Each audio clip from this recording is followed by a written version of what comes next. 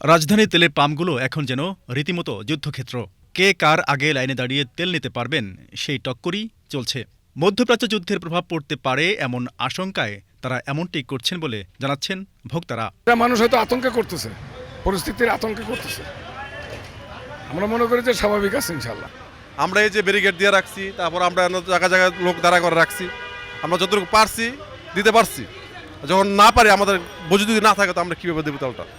আমরা খুব ইয়ার মধ্যে আছি, তেল দিতে পারতেছি না। কিন্তু পাবলিককে তো আমরা বুঝাইতে পারি না যে আমাদের যে তেলের যে ক্রাইসিস, আমাদের তো একটা লিমিটেশন আছে স্টকের, সেটা দিয়ে তো আমাদের কভার হচ্ছে না। পাবলিক তো যে যেমন চাচ্ছে।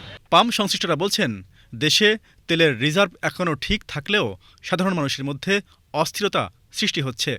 যে কোনো সংকটেই এই অবস্থা দেখা যায়। সম্ভবত একটা গুজব, এমন অনেকে ধারণা করছিল যে তেলের দাম বাড়বে, এখান থেকে হয়তো সবাই হুমড়ি খেয়ে পড়ছে তেল নেওয়ার জন্য। তবে ভুক্তভোগীরা বলছেন, উদ্ভূত পরিস্থিতিতে সরকারের পক্ষ থেকে তেলের পাম্প খোলা রাখা ও বিতরণের নিয়ম করা হলেও তা অনেক ক্ষেত্রেই মানা হচ্ছে না। এই অবস্থায় সবচেয়ে বিপাকে পড়েছেন মোটর বাইকাররা। তারা পরিস্থিতি উত্তরণে সরকারের কার্যকরী উদ্যোগ কামনা করছেন। নিজেরই একটা সংকট সৃষ্টি করানোর একটা প্রতিবন্ধক, এটার জন্য লম্বা লাইন, এছাড়া কিছু না।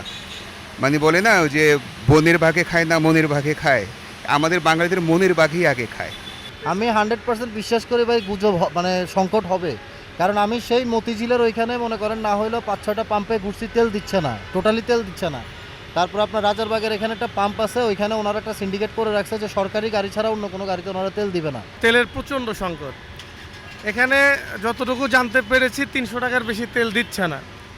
প্রায় 1 কিলো 1.5 কিলো পিছন থেকে সিরিয়াল দিয়ে আসছে। ওখান থেকে পাম্প পর্যন্ত আসতেও নর্মালি 50-60 টাকার তেল খরচ আছে। সিরিয়াসলি 50-60 টাকার তেল খরচ আছে গাড়ি স্টার্ট দিয়ে আনতে। এই দাঁড়ায় আছে, আবার টান দিচ্ছি। হ্যাঁ, তো এটা আমাদের জন্য চরম একটা ভোগান্তি।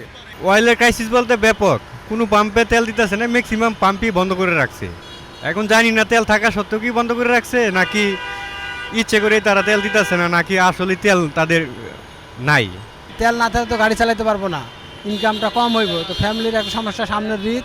তেলটা যদি ক্রাইসিস না থাকে তাহলে আমাদের জন্য খুবই ভালো হয়। আমরা তো বাঙালি হুজুকে নাচছি, যেটা বলে যে এটাই শুনি। পাম্পে আসছি, আজকে দেখি যেটা হয়, যদি হয় পামো, আর না হলে আবার চলে যেতে হবে, কিছু করার নেই। কিন্তু আমরা তেল নিতে এসে আমরা তেল পাইতেছি না। আমরা জিজ্ঞেস করছি তেল দিবেন, বলছে না, দিব না। ইসরায়েল এবং আমেরিকার চাপিয়ে দেওয়া যুদ্ধে অস্থির মধ্যপ্রাচ্য, সেই অস্থিরতা এসে ভর করেছে বাংলাদেশের তেলের বাজারে। সকাল থেকে পাম্পগুলোতে উপচে পড়া ভিড়, গাড়ির দীর্ঘ লাইন। তারপরও অনেকেই তেল পাচ্ছেন না, অনেকেই যা চাহিদা তার থেকেই কম পাচ্ছেন। এই পরিস্থিতি কবে নাগাদ ঠিক হবে তা বলতে পারছেন না সাধারণ মানুষ।